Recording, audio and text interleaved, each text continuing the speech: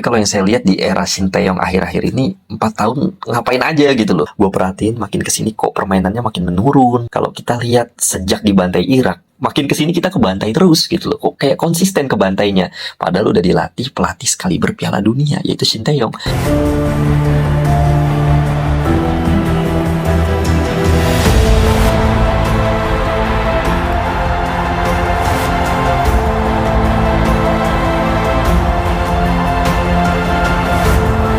Hola, salam fans Garuda. Kali ini Shin Tae-yong harus kembali menelan kenyataan pahit di mana timnas Indonesia harus kembali dibantai telak dengan skor 0-5 oleh tim lapis kedua Iran. Yang mana tim nasional Indonesia kali ini menurunkan skuad terbaik mereka. Kalau kita lihat dari starting line up yang dimainkan oleh STY, ada Hernando Ari sebagai penjaga gawang. Kemudian di daerah pertahanan tetap seperti biasa ada nama-nama seperti Elkan Bagot, Jordi Amat, Justin Hapner, dan Rizky Ridho serta Pratama Arhan. Kemudian di lini tengah sampai ke lini depan itu ada nama seperti Jakob Sayuri, Ivar Jenner, Marcelino Ferdinand, Rafael Strijk, dan juga Witan Sulaiman. Nah, sementara kalau kita lihat dari timnas Iran ya, kita lihat starting line up mereka. Di posisi penjaga gawang itu ada Hossein Hosseini. Ini adalah posisi yang harusnya diisi oleh Alireza Beiranvand. Tapi walaupun timnas Iran tidak tampil dengan kekuatan terbaiknya, tetap aja lapis kedua mereka ini ya nggak jauh beda kekuatannya dengan lapis utama. Mereka juga memiliki kaliber grade A. Kalau kita lihat penjaga gawang Hossein Hosseini ini, dia berpengalaman bermain di Piala Dunia. Saat itu juga menggantikan Alireza Beiranvand ketika hidungnya cedera, kemudian digantikan oleh Hossein Hosseini. Dan dia memiliki 2 caps selama bermain di Piala Dunia saat itu. Dan penjaga gawang ini juga dibawa ke Asian Games belum lama ini. Nah, kemudian kita lihat ada nama seperti Arya Yousefi. Ini adalah pemain yang memiliki caps kecil. Kemudian ada Soja Khalizadeh, Majid Hosseini, Ehsan Haisafi, Saman Kudus, Rus Becesmi, Mehdi Torabi, Alireza Jahanbakhsh, Reza Asadi, dan Syahriar Mohanlow. Bahkan di babak kedua pun Iran tetap tidak menurunkan skuad terbaiknya ya.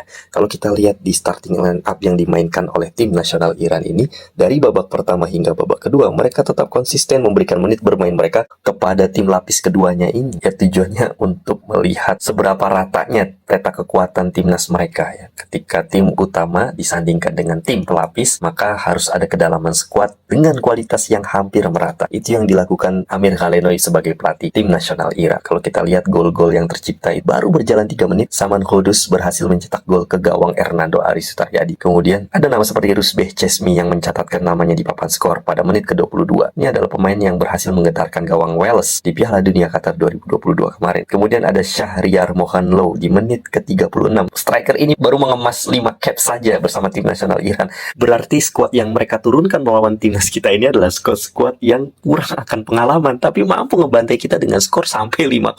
Gimana kalau kita ketemu tim utama di mana dalamnya ada Alireza Beiranvand sebagai penjaga gawang yang memiliki lemparan jauh fenomenalnya itu, dan juga dia ini pernah mematahkan tendangan Cristiano Ronaldo di Piala Dunia 2018 saat Iran bertemu Portugal dan menahan imbang mereka.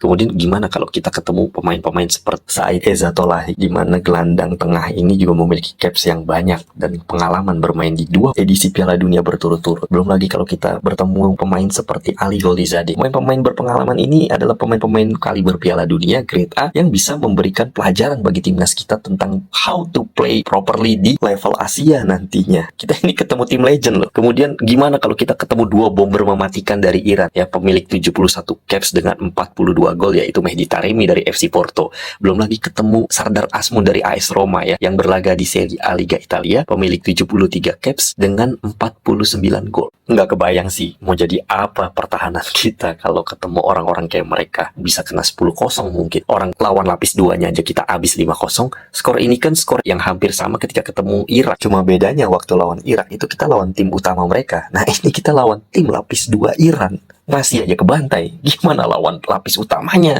Ini nggak habis pikir. Dan gimana kalau kita sampai ketemu Jepang yang dari 8 pertandingan aja selalu menang dengan selisih 4-5 gol. Tim kaliber Piala Dunia itu rata-rata dibantai dengan skor 4 gol sama Jepang. Nah, begitu lawan tim Asia, lihat aja 3 pertandingan terakhir ini mereka ngebantai dengan skor 5-0 lawan Myanmar, kemudian 5-0 lagi lawan Syria, 5-0 lagi lawan Thailand, dan yang terbaru ini mereka ngalahin Jordania dengan skor 6-1. Gila, gimana mau optimis? Memang sih kita harus optimis, tapi ya tahu diri juga gitu, realistis juga. Lawan lapis 2 Iran, segini hancurnya kita diobok-obok. Gimana lawan lapis utama? Dan gimana kita nanti ke Piala Asia? Padahal kita sudah menurunkan pemain terbaik kita yang kita punya saat ini. Dan udah dipur juga sama Iran dengan cara mereka menurunkan pemain lapis kedua mereka untuk memberikan jam terbang. Tetap aja kita kebantai-bantai juga gitu. Ya jujur aja nggak kebayang sih nasib kita kayak apa nanti di Piala Asia, ya kan? Mana kita harus ngadepin Irak di pertandingan pertama. By the way, ini adalah pertandingan kunci yang bisa saja menjadi penentu kita lolos atau enggak ke babak berikutnya. Ya, selain kita memiliki misi untuk mengalahkan Vietnam dan setidaknya tidak kalah telak dari Jepang. Cuma ngelihat dari 3 pertandingan uji coba terakhir kita aja, kita terlalu parah gitu loh. Kalah 0-4 dari Libya, kemudian 2-1 lagi lawan Libya, dan kalah 0-5 dari tim lapis 2 Iran. Ya, apa kabar nanti ketemu tim seperti Jepang gitu loh di Piala Asia? Jangan sampai malah mental kita yang korban karena udah kebiasaan kebantai, jadi bikin konsentrasi kita hancur gitu loh. Mental kita jadi down. Ya ini akan menguntungkan pihak lawan tentunya kan, seperti Irak. Apalagi mereka jauh lebih pede ngadepin kita. Mereka udah pernah ngebantai kita dengan skor 5-1. Belum lagi Vietnam. Vietnam ini bisa jadi akan menjadi titik balik ketika kemarin kalah lawan Kyrgyzstan. Ya, itu bisa jadi titik balik mereka untuk balas dendam di Piala Asia nanti. Walaupun mereka juga kemungkinan di match day pertama lawan Jepang ini bakal dihancurin pastinya. Dan keuntungan kita ngelawan Vietnam di pertandingan kedua, gara-garanya Vietnam itu harus ketemu Jepang dulu di pertandingan pertama. Dan biasanya Jepang nih ngegasnya gila kalau di pertandingan pertama gitu. Walaupun nggak semua tim yang mampu menjalankan laga pertama dengan hasil positif. Tapi kalau kaliber Jepang, saya yakin bisa ngancurin Vietnam di pertandingan pertama. Karena tentunya kan mereka pengen menjaga win strike mereka ya, tren positif mereka. Dan tentu itu menguntungkan kita untuk menghadapi Vietnam di pertandingan kedua. Karena mental mereka juga pasti lagi down-downnya saat itu. Nah, kalau udah kayak gitu harus dimanfaatin benar-benar, harus dimaksimalkan setiap peluang yang ada untuk membenamkan Vietnam dan meraih poin penuh bagi kita. Untuk modal penting, untuk menghadapi laga terakhir melawan Jepang. Ya, mungkin kombinasi pemain lokal serta pemain keturunan yang kita bawa ini belum terlalu klop chemistry-nya. Ya itulah yang membuat Pak Erick Thohir sebagai ketum PSSI terus menambah jumlah pemain keturunan yang ingin membela tim nasional Indonesia. Kita sudah dapat sekitar 4 pemain lagi yang bakal datang.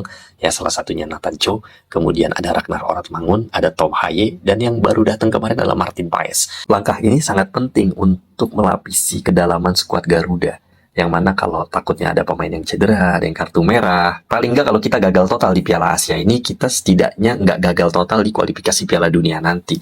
Karena kan targetnya kalau nggak bagus di Piala Asia, ya setengahnya ada hasil positif di kualifikasi Piala Dunia. Setidaknya kita lolos ke putaran ketiga aja dulu. Nggak usah muluk-muluk. Tapi kalau yang saya lihat di era Shin Tae-yong akhir-akhir ini, 4 tahun ngapain aja gitu loh. Gue perhatiin makin kesini kok permainannya makin menurun gitu loh ya kan. Kalau kita lihat sejak dibantai Irak, makin kesini kita kebantai terus gitu loh. Kok kayak konsisten kebantainya. Padahal udah dilatih pelatih sekali berpiala dunia, yaitu Shin Tae-yong. Lah dia digaji gede, emang udah resiko dia melatih tim dan membawanya ke target-target yang dicadangkan oleh federasi. Jadi kalau dibilang ngelatih itu sulit atau segala macam, siapapun tahu yang namanya ngelatih itu nggak mudah. Menyatukan chemistry tiap pemain dari latar belakang berbeda itu memang tidak mudah. Tapi ya itu kan udah tugas dan tanggung jawab seorang pelatih. Dia digaji gede sesuai angka yang disepakati, ya dia harus bisa merealisasikan apa yang sudah ditargetkan oleh federasi. Itu aja sih menurut gue. Ya kira-kira itu aja yang bisa saya sampaikan. Terima kasih telah menonton. Leave your comment below. See you and thanks for watching.